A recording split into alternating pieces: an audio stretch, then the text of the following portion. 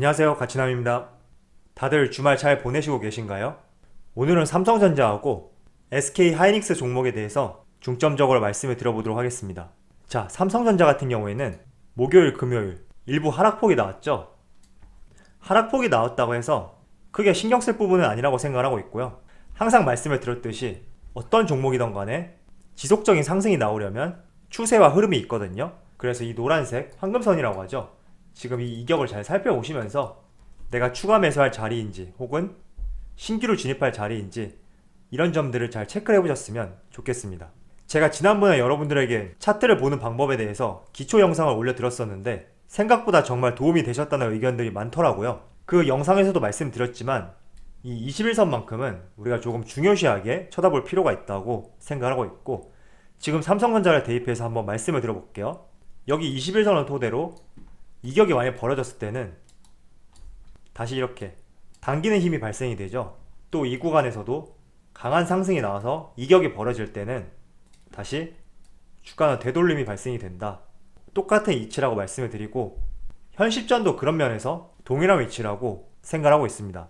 그래서 지난 주말에 차트를 읽는 방법에 대해서 올려드린 영상을 여러 종목들을 대입을 해보시고 한번 비교를 해보신다면 조금은 도움이 될 거라고 생각하고 있습니다. 자, 먼저 이번 한 주간에 기관과 외국인 매매 동향에 대해서 한번 살펴보도록 하겠습니다. 먼저 9월 14일부터 9월 18일까지 이번 한 주 동안 외국인이 가장 많이 매수했던 종목은 SK하이닉스, LG화학, 삼성전자, 신풍제약, 현대모비스 이렇게 5종목이 상위권을 기록을 했고, 반대로 기관 같은 경우에는 SK하이닉스, 현대차, 기아차, 삼성 SDI, 롯데케미칼 이렇게 5종목이 상위권을 기록을 했습니다. SK하이닉스는 겹치는 종목이죠. 자, 그렇다면 한 주간 늘려서 최근 2주 동안의 매매 동향을 살펴볼게요. 먼저 외국인 시각에서 말씀을 드리면 최근 2주 동안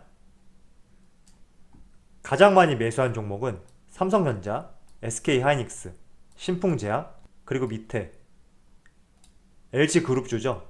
금액을 한번 살펴보시면 특히 삼성전자하고 SK하이닉스 같은 경우에는 다른 종목들에 비해서 강하게 매수세가 들어왔죠.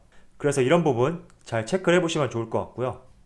이어서 기관을 한번 살펴볼게요. 기관 같은 경우에는 삼성 SDS, 삼성전기, 시젠, LG전자, 기아차 이렇게 5종목이 상위권에 올라와 있습니다. 외국인과 반대로 삼성전자 같은 경우에는 매도 상위 종목에 올라와 있는 것을 알 수가 있습니다. 자, SK하이닉스의 주가 흐름을 살펴보면 사실 하이닉스 같은 경우에는 3월달이죠. 3월부터 지난 7월 말일까지 줄곧 박스권을 유지한 다음에 별다른 움직임이 없었어요. 그런데 오히려 화웨이 제재에 대한 좋지 못한 소식이 발표되었고, 그 시점을 계기로 주가가 지금 움직이고 있거든요. 솔직히 저도 화웨이 제재 이 부분을 놓고 생각해 봤을 때 주가가 이렇게 올라왔던 측면에 대해서 명쾌하게 답변을 드리기가 조금 어렵지 않을까 이런 생각을 하고 있거든요. 그런데 곰곰이 생각을 해보면 두 가지 이유가 있을 것이라고 생각이 들더라고요. 첫 번째는 오히려 나올 만한 악재가 다 나왔기 때문에 오히려 상승할 수밖에 없는 시점이 도래할 것이다, 이런 심리가 작용이 되어서 매수세가 들어오는 것은 아닌가 이렇게 생각을 해보고 있고, 또 두 번째는 어제 영상에서 보여드렸듯이 원달러 환율이 조금씩 하락하고 있단 말이죠. 그리고 최근 들어서는 급격하게 하락세를 보이고 있는데 그 시점에 맞춰서 SK하이닉스하고 삼성전자 외국인의 매수세가 강하게 들어오고 있어요. 그렇다는 말은 원달러 환율이 약세를 보이고 있고 외국인이 국내 증시에 들어올 가능성이 높은 이 시점에서 가장 믿을만한 업종이고 대한민국 코스피 시장에서 가장 선두적인 위치에 해당되는 종목들이죠.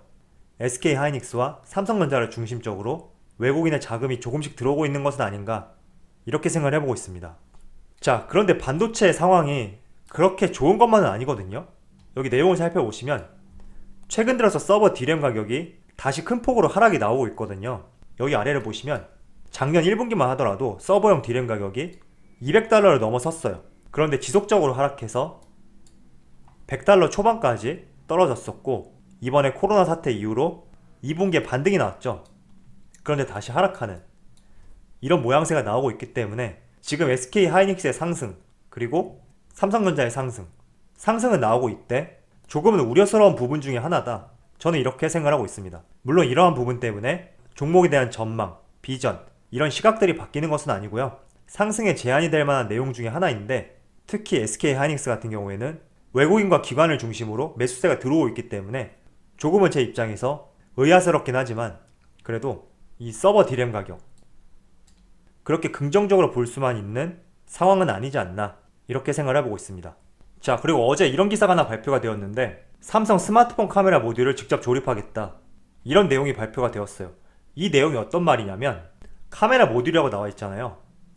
이 카메라 모듈에 대해서 조금 이해할 필요가 있는데 여기 보시면 카메라 모듈이라는 것은 렌즈하고 액추에이터, 이미지 센서, PCB 이렇게 여러가지 부품들이 결합이 되어서 하나의 완제품으로 되어 있는 상태예요. 그래서 카메라 모듈이란 말은 다양한 부품들이 하나로 합쳐져서 카메라에 사용되기 위한 하나의 완제품이다.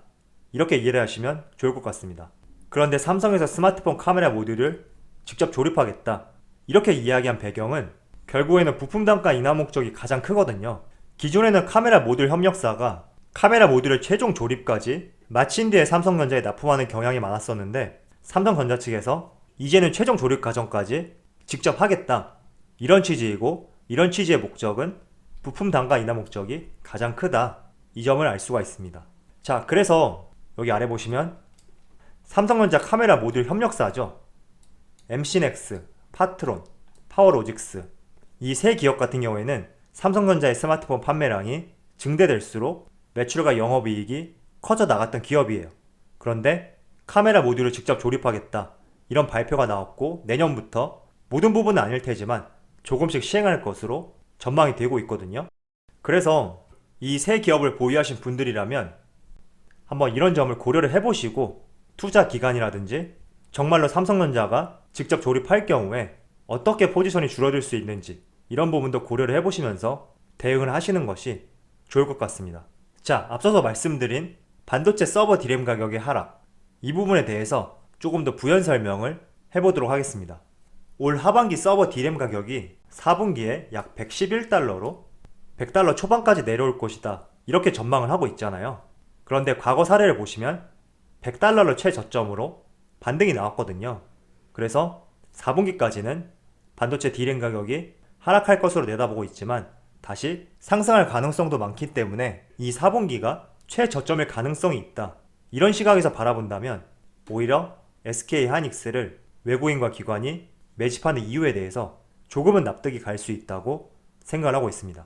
항상 그래왔던 것 같아요. 디램 반도체 가격은 공급 과잉이 발생되면 가격은 떨어지고 이렇게 가격이 떨어지면 공급을 조절하게 되겠죠. 그러면서 다시 반도체 가격은 상승하고 항상 이런 패턴의 반복이었기 때문에 지속적으로 하락한다. 이럴 수는 없거든요. 그래서 디램 반도체 가격의 파동을 잘 생각해 주시고 언제까지나 하락할 수는 없다. 왜냐하면 수요와 공급을 가격 하락에 따라서 조절하기 때문에 언제까지나 하락은 할 수 없다. 이 점을 기억을 해주시고 바라봐 주시면 좋을 것 같습니다.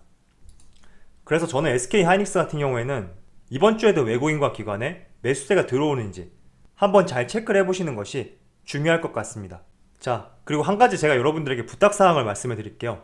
제 영상에 댓글을 달면 제가 웬만한 내용들은 다 답변을 달아드리고 있거든요. 그래서 저녁에 운동을 2시간 이상 하고 오면 댓글 다는 데만 또 2시간 정도가 걸리더라고요. 솔직히 힘들긴 하지만 그래도 저는 제가 영상에 댓글을 남겼을 때 피드백이 왔을 때 기분이 좋더라고요. 그래서 이런 부분들 앞으로도 지속적으로 이어나갈 계획이고요. 그런데 제가 댓글에 답변을 남기고 나서 저한테 다시 이 댓글에 대해서 질문을 할 경우에는 제가 이 댓글을 보기가 쉽지가 않아요. 제가 이렇게 유튜브를 해보니까 가장 먼저 확인할 수 있는 것은 새로운 댓글이거든요. 그래서 여러분들이 댓글을 남기고 제가 답변을 달아드리면 거기에 다시 제 댓글을 남기고 싶다면 새로운 댓글로 남겨주시면 제가 확인이 빠를 수 있으니까 대댓글이라고 하죠. 대댓글을 남기고 싶을 때는 대댓글보다는 차라리 새로운 댓글로 저한테 남겨주시면 제가 보는 대로 답변을 해드리도록 하겠습니다. 자, 그럼 오늘 영상 여기서 마치도록 하고요. 좋은 주말 되셨으면 좋겠습니다. 그럼 언제나 여러분들의 성공 투자를 기원하도록 하겠습니다. 감사합니다.